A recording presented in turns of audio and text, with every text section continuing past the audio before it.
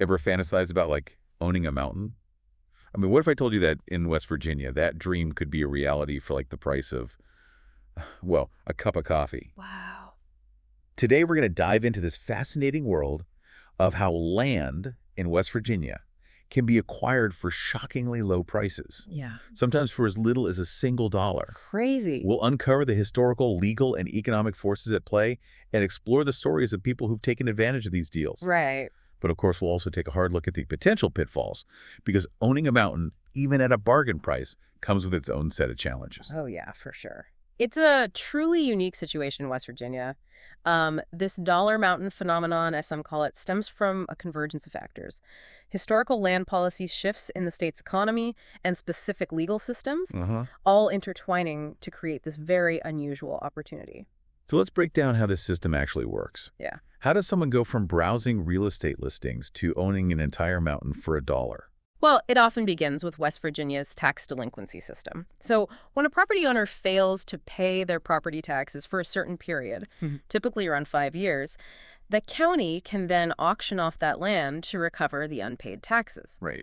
The starting bid at these auctions is often set at the amount of back taxes owed, Okay. which, as you can imagine, can be incredibly low, Yeah. sometimes just a few dollars. And if no one bids on the property, it falls under the control of the state. So the state ends up inheriting a lot of unwanted land. What happens to these properties? Do they just sit there? Well, that's where the real opportunity arises. So West Virginia has a system in place to sell these state-owned lands to encourage development conservation efforts or simply to reduce their liability. Hmm. They offer these properties at nominal fees, sometimes as low as $1.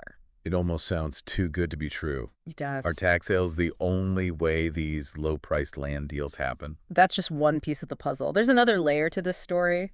Historical land grants and unclaimed properties. Oh. Some land in West Virginia traces back to old colonial land grants. Wow. And over time, ownership disputes arise, records get lost, and sometimes people simply forget they even own land. All of this contributes to a situation where certain parcels become available at unbelievably low prices. That's fascinating. I'm picturing these forgotten mountain properties just waiting to be rediscovered. Mm-hmm. Are there any real-life examples of people actually getting these incredible deals? Absolutely.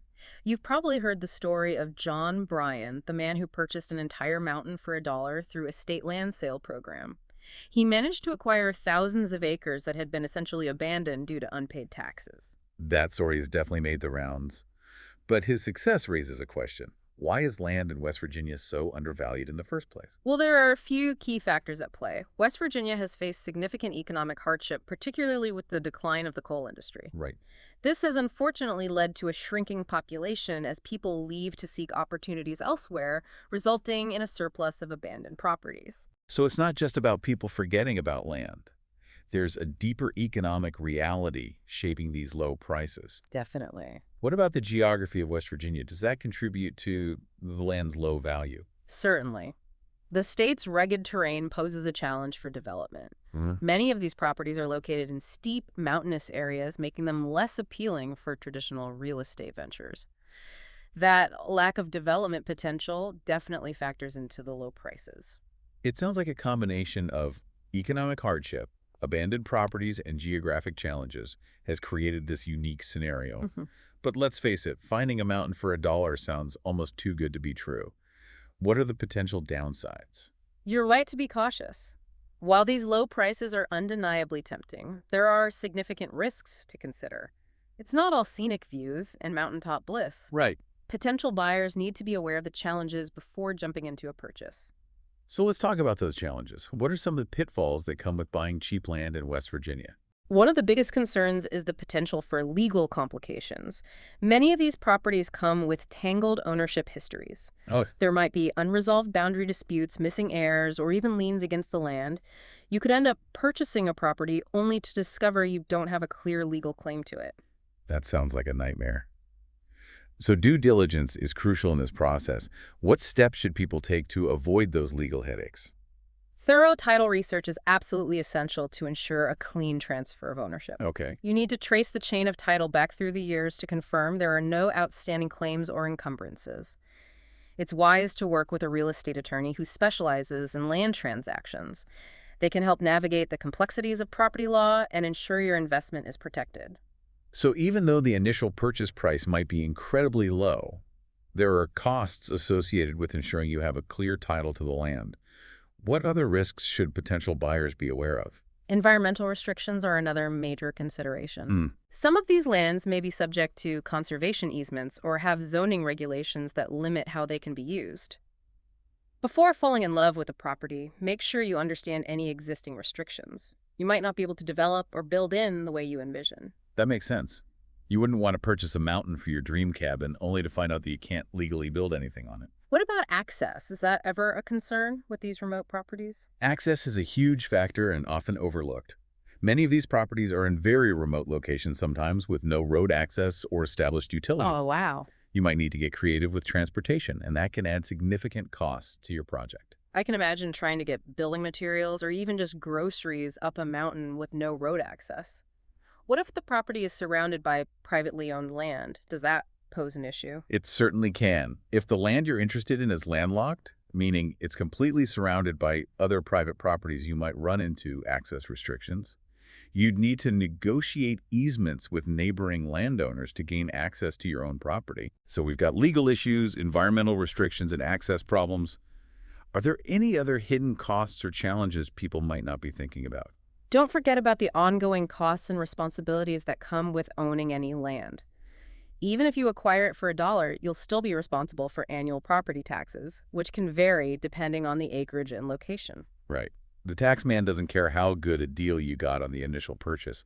Are there any other potential costs associated with these properties? Depending on the specific property, you might also face costs related to managing forestry resources. And in areas with a history of mining, there's the possibility of having to address issues like abandoned mine shafts or even environmental contamination, which can be quite expensive to remediate. It sounds like the dream of owning a mountain for $1 comes with a reality check. It's not a simple transaction, and there are a lot of factors to consider. You've got it. It's crucial to go into this with a realistic understanding of both the potential and the pitfalls. It's not a path for everyone, but for those willing to do their homework, it can be an incredibly rewarding experience. So we've uncovered the reasons behind West Virginia's cheap land, explored the legal and practical challenges, and emphasized the need for thorough research. But the big question remains, is it still possible to find these incredible deals in today's market? Or has the secret gotten out and the opportunity vanished? That's the question everyone wants answered. While these opportunities might be rarer than they once were, they certainly still exist for those willing to put in the time and effort. So for those who are intrigued and want to take a shot at finding their own piece of West Virginia, where should they begin their search? County tax auctions are an excellent starting point. Many counties in West Virginia hold these auctions regularly, and you never know what hidden gems might surface. It's a bit like a treasure hunt, sifting through properties and looking for that diamond in the rough. I love that analogy, a real estate treasure hunt. Yeah. That sounds exciting. So attending these tax auctions is a good way to potentially snag a bargain on a mountain. Absolutely. And don't overlook state land sale programs. Right. West Virginia sometimes offers properties including larger parcels for minimal costs through these programs. It's worth exploring those avenues as well. Okay, so we've got tax auctions and state land sales as potential avenues. Any other advice for those who are ready to embark on this West Virginia land adventure? I can't overemphasize the importance of due diligence. Before even considering making an offer, thoroughly research the property's history. Check for any legal claims, restrictions, and any potential issues that could arise. So don't let the excitement of potentially owning a mountain overshadow the practical steps needed to ensure a smooth and successful purchase. Exactly.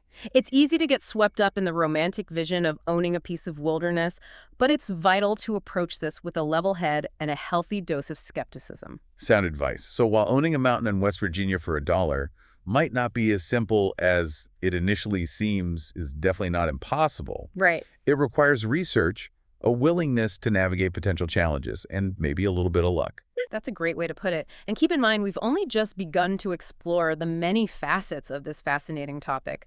There are even cases of abandoned towns being sold for next to nothing.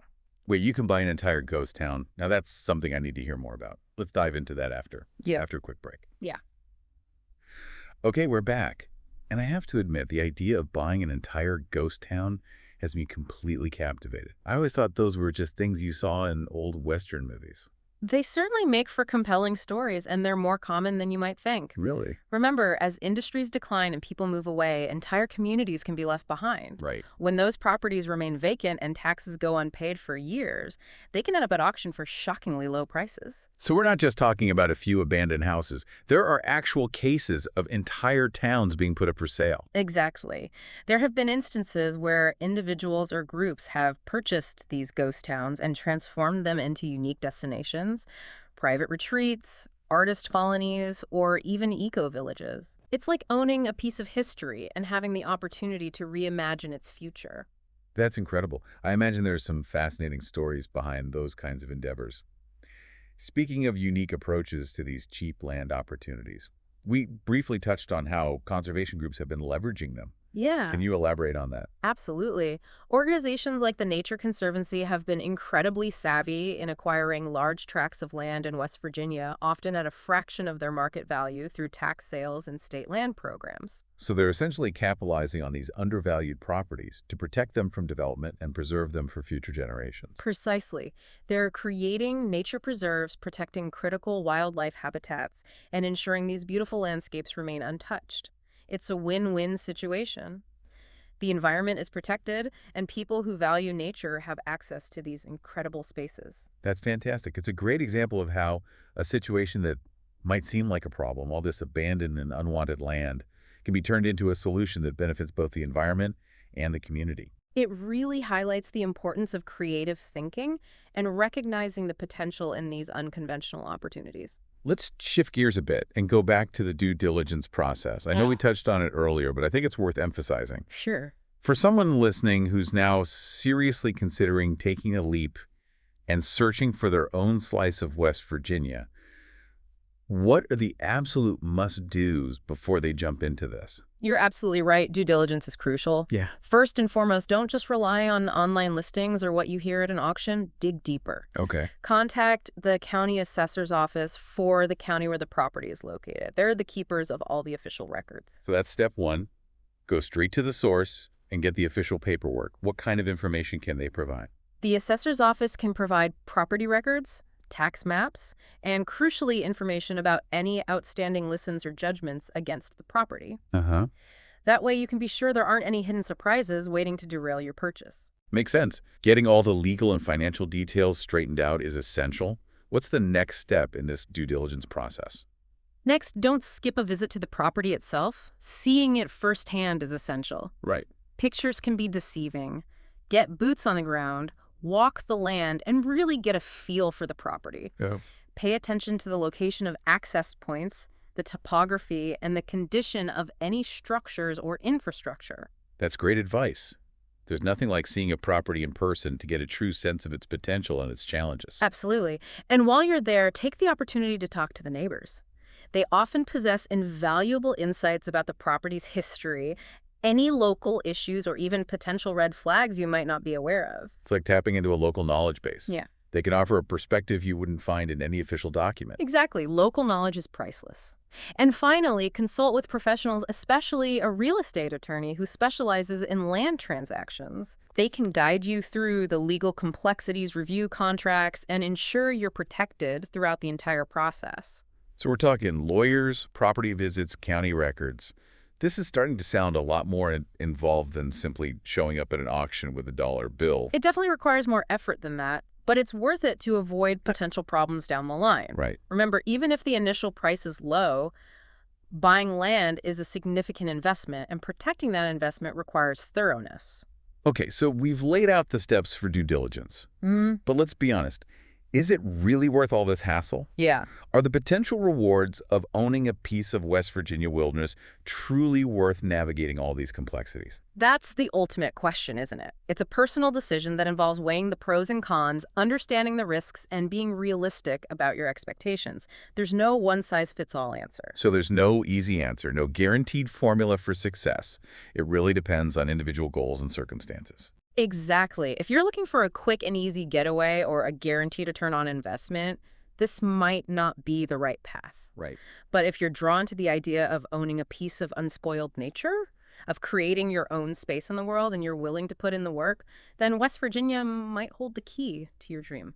So it's about looking beyond the dollar amount and considering the intangible value of owning something truly unique. Precisely. It's about finding a place where you can connect with nature, escape the hustle and bustle of everyday life, and perhaps create a legacy. You've painted a very compelling picture. But before we get lost in visions of mountaintop tranquility, I think it's important to bring us back down to earth for a moment. Okay. What are some of the downsides of owning a remote property like this? What are the things that people might not be thinking about when they get caught up in the excitement? One often overlooked aspect is the isolation factor. While living in a remote area can be incredibly peaceful and rejuvenating, it can also be lonely, especially if you're not accustomed to it. So it's not for everyone. You need to be comfortable with solitude and have a certain degree of self-sufficiency. Absolutely. And then there's the issue of access to amenities. You might be miles away from the nearest grocery store, hospital, or even reliable internet service. That can be a major adjustment, especially for people used to city life. It's about striking a balance between enjoying the peace and quiet of nature and still having access to the necessities and conveniences you rely on. Right. And it's crucial not to underestimate the potential for extreme weather conditions. Oh, right. West Virginia winters can be harsh with heavy snow and ice making travel difficult or even impossible.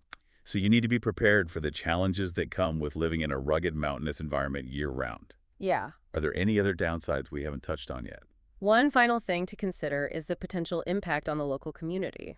While it's great that people are interested in buying land and potentially revitalizing these areas, it's important to do so in a way that respects the existing residents and their way of life. So it's about being mindful of the impact you're having, not just treating it as your own personal playground. Exactly. It's about being a responsible landowner and understanding that your actions can affect the community as a whole.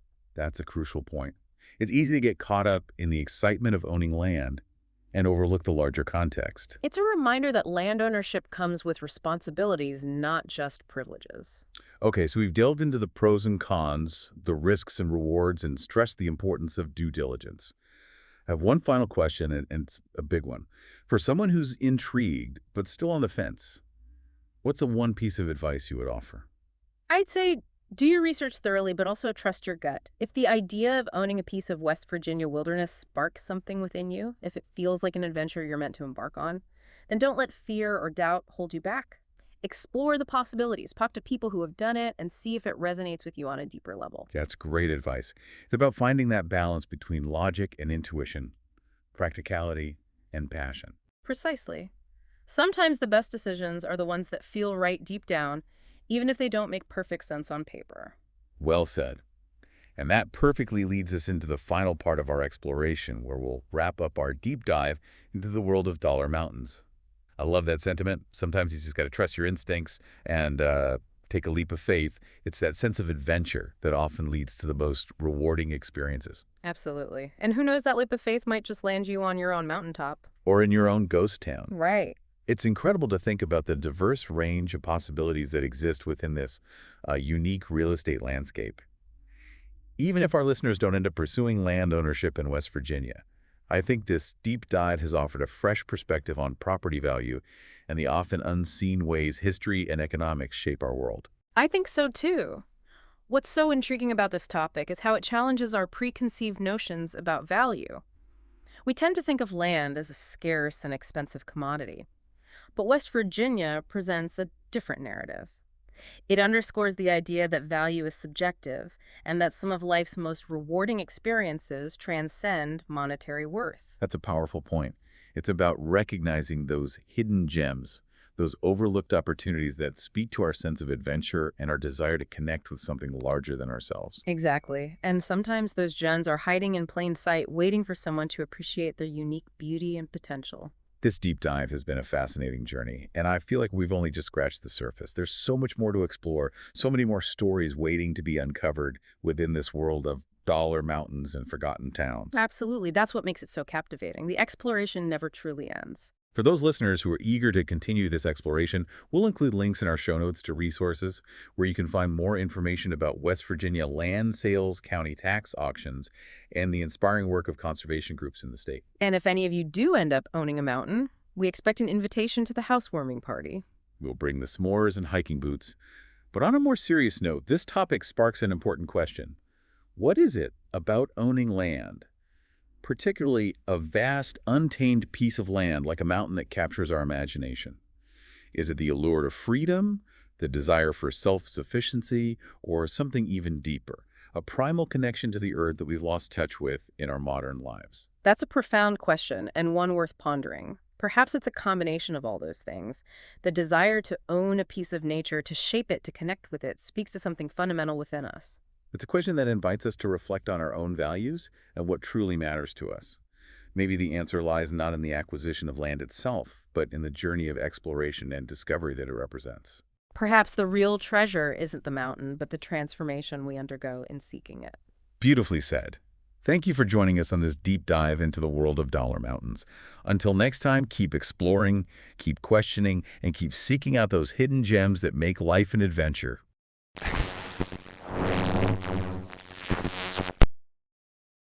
Thanks for listening to today's podcast. The West Virginia Media Lab is all about celebrating our state and its people, businesses, stories, news, and folklore. If you love West Virginia like we do, be sure to comment below, then subscribe, like, and hit the notification bell to stay connected. Until next time, stay wild, wonderful, West Virginia.